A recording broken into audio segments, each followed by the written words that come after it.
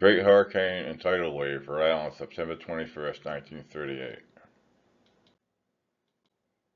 On the afternoon of September 21st, 1938, a hurricane of subtropical origin whirled out of the Atlantic Ocean and struck the northeast shore of the United States at Long Island.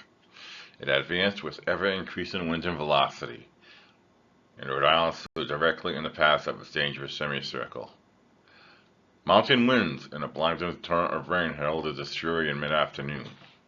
Before night fell, 312 men, women, and children were dead and missing in this state and on immediately adjacent shores of Massachusetts summer resorts. $1 million, or $2,228,191.49 of damage in today's money, had been wrought from Wesley to Seconic Point and inland. Entire beach communities had been wiped from the map. The state's contour was changed. Beaches had been obliterated, thousands of trees and utility poles felled. Yacht fleets smashed, sunk, and flung upon hundreds of feet beyond high water, and the streets of downtown Providence buried to a depth of 10 feet and more beneath the waters of the bay. Never in history has such a disaster visited these shores. No more recital of statistics on damage and death could tell the story of that cyclonic madness. It had to be learned from the lips of the man whose wife and children were torn from his arms by towering waves on the South Country shore, from the priest who, with his mother, rode the screaming wings of the storm from the west to the east shore of Narragansett Bay, from the mute but eloquent sight of the drowned body of a man on Westminster Street in the business section of Providence. The story can never emphasize too much the element of people's unawareness of the hurricane's imminence and the strange weird thought, even as the wild storm was shattering the community, that it was a fantastic piece of imagination, a mad dream.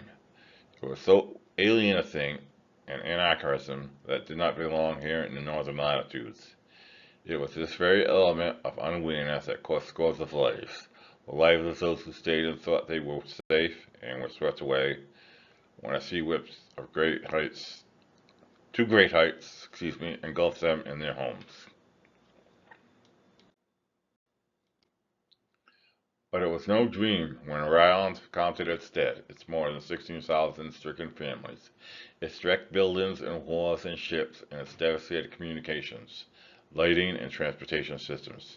For hours after the winds and waters abated, this state might have just been, like a lifeless commonwealth as far as communication with the outside world was concerned. It was days before some small communities were again linked with that complex network of lifelines that so governs modern civilization. Great cries call forth the best, and the worst. The nature of man and the hurricane of September 21st did just that. The days that followed brought tales of heroism that swelled the heart and renewed the faith in man's spirit and spirituality. Into the face of the storm's unbridled wrath, men flung their puny strength to go to the rescue of the drowning. Some of them won, others exemplified that greater love and laid down their lives that others might live. But it must be recorded, too, that even before the flood waters subsided and the howl of the wind died down, looters descended upon the devastated areas, summoned by some obscene grapevine telegraph to pick and claw at the vitals of a stricken community. Jewelry shops were stripped, windows were smashed, and looters, streaked with the mud of flooded gutters, crawled in to sieve and pilfer.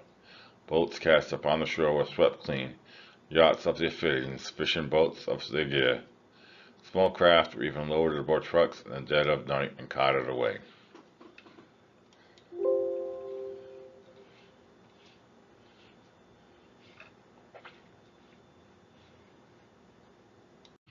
At 3 o'clock in the afternoon of September 21st, the Weather Bureau here reported winds of 40 to 45 miles an hour. And 10 minutes later, by telegraph to the Journal office for a news service, came a hurricane warning to the effect that a tropical disturbance would cross the Long Island Sound and reach the Rhode Island-Connecticut border early tonight. In Providence, pedestrians were then having difficulty keeping their footing. Trees began to crash, Telephone and electric light wires were down in 100 spots. The utility companies were flooded with calls. There was perhaps a touch of wiry humor in the call that came to the Providence Journal office. A woman wanted to complain that a tree had fallen on her property, and the forestry department wouldn't do anything about it. Not until later was the picture of fast approaching fury on the coastline pieced together.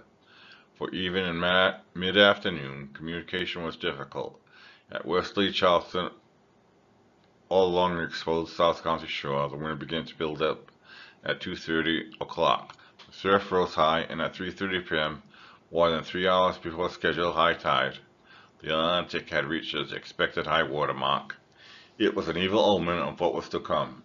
Briefly, torrents of rain were driven almost horizontally before the wind at about 3:30 o'clock. It was a new and threatening note in the voice of the gale as it tore through the canyons of streets, threatening to tear the very clothes from a man's back. People began to realize that here was something more than a September blow, an equinoctial storm, a line storm as old-timers called them. Windows began to bulge inward, lights flew from roofs, roads in every part of the state were blocked by great fallen trees. When a piece of the public library roof went flying, and like happenings were duplicated in 100 places over the state, terror flew in on the wings of the wind, and the state began to know it was presenting its face to a new thing that struck fear to the heart. The tale of the outlying areas was told only by the fact that one by one they were severed from all communications with their neighbors and with the heart of the state, at Narragansett Bay. The whirling winds advanced north, and at 5:05, the Weather Bureau clocked the velocity at 87 miles an hour. Rhode Island was then officially experiencing a hurricane, as measured by the Beaufort scale. The battered pedestrians in Providence, the fishermen of the shore who watched their means of livelihood smash into matchwood, and those of the isolated areas whose home collapsed in surging waves of tide, who themselves struggled in the clutch of the water fathoms deep, needed no Beaufort scale to tell them of the hurricane's force. Of necessity, the record must be set down in piecemeal fashion, because fantastically different experiences were suffered by different sections of the state. End of Part 1.